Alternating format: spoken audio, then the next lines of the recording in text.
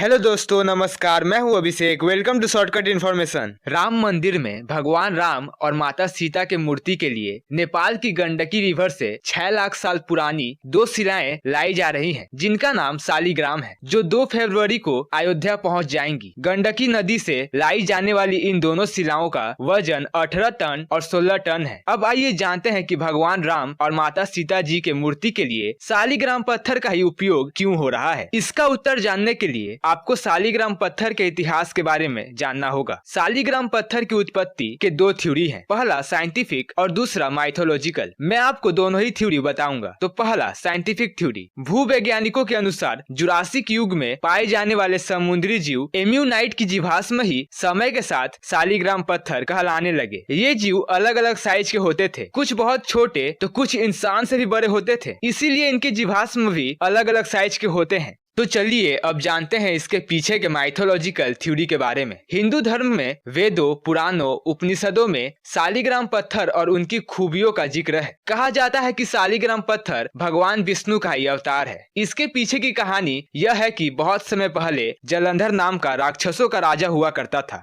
जिनकी पत्नी का नाम वृंदा था, जो भगवान विष्णु की परम भक्त थी और बहुत बड़ी सती भी थी। अपनी पत्नी के कारण ही जलंधर कभी पराजित नहीं होता था, क्योंकि जब भी जलंधर लड़ाई पर जाता वृंदा भगवान विष्णु की पूजा करने लगती। पर जलंधर को मारने के लिए भगवान विष्णु ने जलंधर का रूप बदलकर वृंदा के पास पहुंचे। जब जलंधर देवताओं के साथ युद्ध में व्यस्त था और उसकी पत्नी भगवान विष्णु की पूजा कर रही थी, जलंधर की पत्नी भगवान विष्णु को पहचान ना पाई और उनको अपना पति समझ पूजा करना रोक दिया, और तभी भगवान शिव जलंधर का वध कर दिए। ये बात जब वृंदा को पता चला कि उसके साथ भगवान विष्णु ने छल किया है, तो वृंदा ने भगवान विष्णु को पत्थर बनने का श्राप दिया, और तब से भगवान विष्णु पवित्र गंडकी नदी के तलहटी में शालिग्राम पत्थर के रूप में पाए जाने लगे। शालिग्राम पत्थर की उत्पत्ति के पीछे के इस माइथोलॉजिकल कहानी के कारण ही हिंदू इस पत्थर की पूजा करते हैं और इस पत्थर को भगवान विष्णु का अवतार माना जाता है। ये पत्थर बहुत ही खास होता है। ये पत्थर जहाँ भी होता है वहाँ के आसपास के सभी नेगेटिव एनर्जी को दूर कर देता है, और इसीलिए शालिग्राम पत्थर से अयोध्या में भगवान राम